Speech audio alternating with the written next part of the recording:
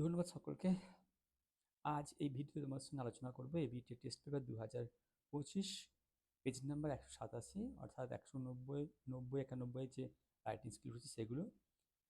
তবে আলোচনার পূর্বে যারা এই চ্যানেলে প্রথম এসে তাদের কাছে অনুরোধ, তারা চ্যানেলটিকে অবশ্যই সাবস্ক্রাইব করবে, লাইক ও কমেন্ট করবে এবং বন্ধুদের মধ্যে বেশি বেশি করে ছড়িয়ে দেবে।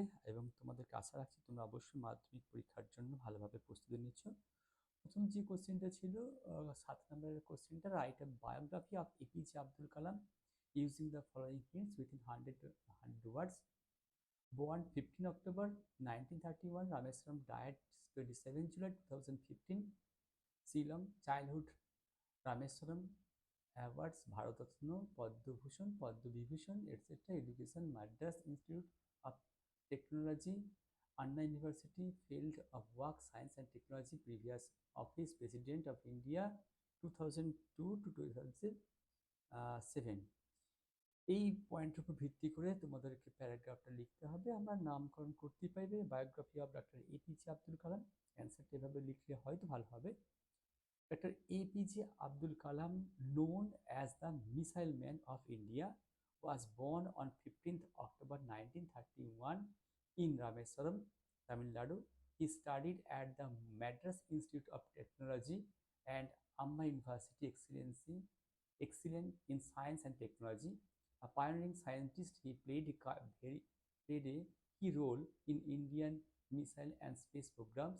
Dr. Kalam received numbers of honors, including the Bharat Ratna, Padma Bhushan, and Padma Vibhushan from 2002 to 2007. He served as the 11th President of India, becoming a beloved People's President, known for his humanity and visions for youth empowerment.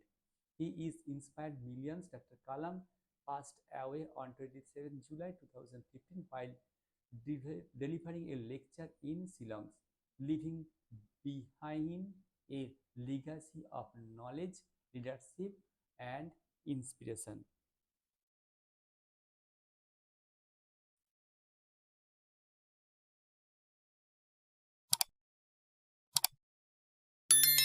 Next কোশ্চেনটা একটু বড়, হয়তো কোশ্চেনটা summary writing করতে পেরেছি। তোমরা তোমাদের test paper বইটাতে 190 পেজে দেখে নেবে, একটু বেশ বড় সড়ো একটা হচ্ছে সামারি রাইটিং করতে দিয়ে পেজের ওপর।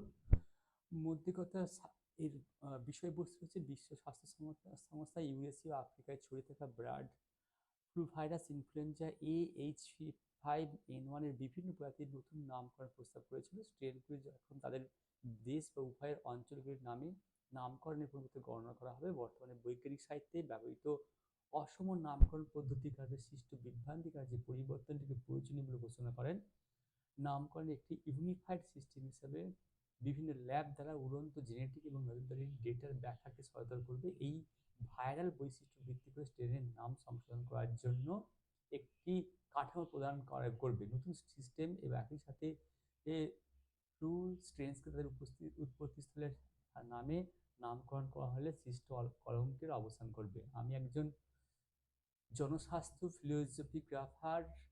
আমি H5N1 সহ ভাইরাস এবং ব্যাকটেরিয়া জেনেটিক ক্রম ব্যবহার করে প্যাথোলজি, ভৌগোলিক বিস্তার এবং বিবর্তন সম্পর্কে আবিষ্কার করতে প্রস্তুতের নামকরণ আমার কাজের ওপর সরাসরি প্রভাব ফেলে। একদিকে প্রস্তুতের পরিবর্তনগুলি যথেষ্ট যুক্তিসঙ্গত বলে মনে হচ্ছে। নতুন সিস্টেম H5N1 সেলুলার রুম বৃদ্ধির প্রস্তাব দেবে। উদাহরণস্বরূপ H5N1 এর কিংহাই সদৃশ্য স্ট্রেন, যা ইউরেশিয়া জুড়ে উত্তর পশ্চিম চাইনার কিংহাই হ্রদ থেকে পশ্চিমে ছড়িয়ে পড়েছে এবং আফ্রিকার পরবর্তী বৈচিত্র্যের মধ্যে দিয়ে গেছে। নতুন দলগুলিকে কোনো না কোনোভাবে কুইং সদৃশ্য এর বাইরে কিছু মনোনীত করতে হবে। অন্যদিকে স্ট্রেনের নামগুলোতে ভূগোল সহ WHO পরিস্থিতিতে খোলা সম্পূর্ণ গণনার চেয়ে সহজ স্বীকৃতি দেয়। ফিজিয়ানের মতে ক্লেড 2.24 এর চেয়ে সহজে শনাক্তযোগ্য, সম্ভবত আরও মৌলিকভাবে যতগুলি H5N1 স্ট্রেন ভৌগোলিকভাবে যুক্ত, এর মুখে একটি একটি প্রযুক্তিগত সমস্যা দেখা যায় যা বিজ্ঞানী এবং আমলাদের জন্য হ্যাশ আউট করার জন্য একটি, তবুও আরও কিছু ঝুঁকি তো থাকতেই পারে। প্রস্তাবিত পরিবর্তনগুলি একটি মহামারী সংক্রান্ত পদ্ধতির প্রতিনিধিত্ব করে, যা আমাদের বার্ড ফ্লুর কারণগুলোকে দায়ী করার যথাযথ হস্তক্ষেপ বাস্তবায়নের এবং স্থানীয় প্রাদুর্ভাব নিয়ন্ত্রণের জন্য দায়ী করা নাম উল্লেখ করার ক্ষমতাকে হুমকি দিতে পারে। এটা ছিল পুরো প্যাসেজটার বাংলা অনুবাদ। তবে আমরা প্যাসেজটাকে এইভাবে লিখবো, টাইটেল হিসেবে লিখবো, WHO propose new naming systems for bird flu strains. সামারিতে লিখতে পারি, the World Health Organization WHO has suggested a new way to name the different strains of the bird flu virus H5N1 found in Eurasia and Africa. Instead of naming the strain after the countries or region where they were found, they will now be given numbers. This change aims to avoid confusion caused by different naming systems used in scientific research. It will also make it easier for scientists to track and study how the virus spread and evolves. Importantly, infertility, it will reduce the stigma linked to naming viruses after places, while the new system allows for better classification of in evolving strains. Some experts feel that using geographical names like Fujiana likes is easier to recognize than using code like CLAD 2.24. Public health experts are concerned that the change might affect how we understand the causes of food breaks and who is responsible for controlling them.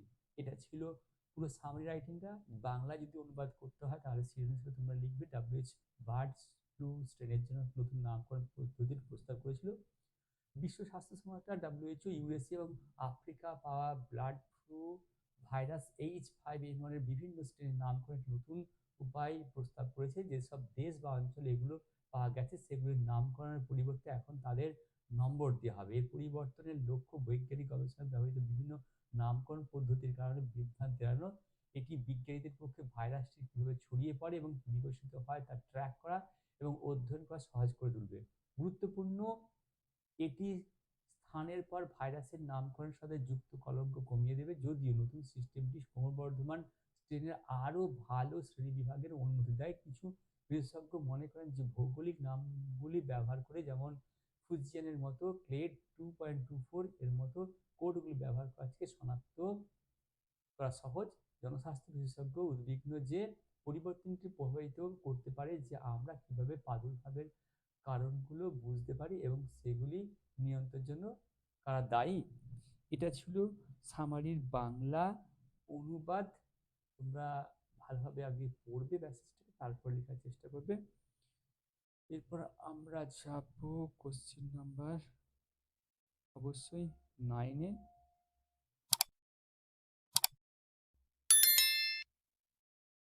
নয় নম্বর কোশ্চেনে বলেছে, suppose your brand new phone has been picked from your pocket while traveling in a local bus.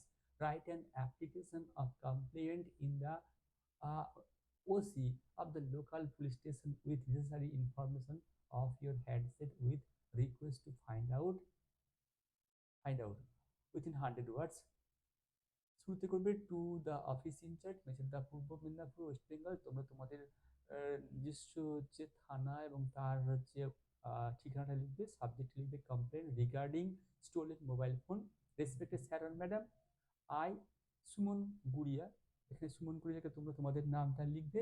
R resident of your address, তোমাদের ঠিকানা, তোমরা কোথায় বাস করো, কোথাও ইনহ্যাবিট করো সেই স্থানটার নাম লিখবে। Wish to report the theft of my mobile phone, it was stolen from my pocket while traveling on local bus,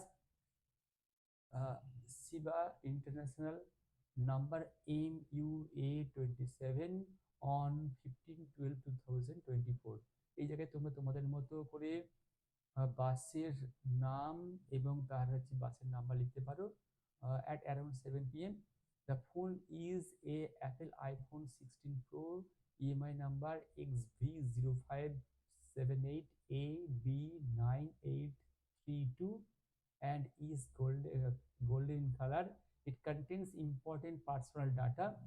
I kindly request you to register my complaint and take necessary step to trace and recover my phone. I am ready to provide any further information required. Thank you for your assistance sincerely. Suman Ghosh. তোমাদের নাম অবশ্যই লিখবে, contact number এবং address দিতে ভুলবে না। সকলকে অনুরোধ করছি ভিডিওটি ভালো লাগলে